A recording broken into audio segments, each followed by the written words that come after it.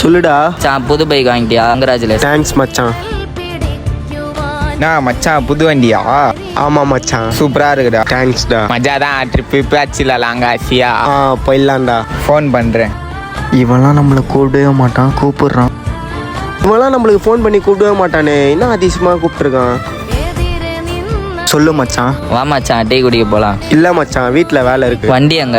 இதோ மச்சான், கவர் போட்டு விட்டு வச்சிருக்கேன். நம்ம வண்டி தான் இது, எப்போ வேணா கேளு தரேன். சரி மச்சான். எங்க மச்சான் இருக்க? வீட்டில் தான் மச்சான். சரி மச்சான், வண்டி கிடைக்குமாடா? இல்லை மச்சான், சந்தோஷ் பையன் வண்டி எத்தனை போயிருக்கான், நைட்டு தான் வருவானா. வண்டி வீட்டு வாசல்ல தான் விட்டு இருக்கான். சரி மச்சான், வண்டி எடுக்கும் போது தான் ஃபோன் பண்ணுவாங்க. இவனா?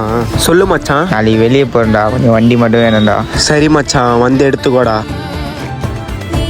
ஃபர்ஸ்ட்லாம் வண்டியில் அதப்பா எவனுமே நம்மளை மதிக்கல. இப்போ எல்லாருமே ஃபோன் அடிச்சிட்டு இருக்கானுங்கல்ல.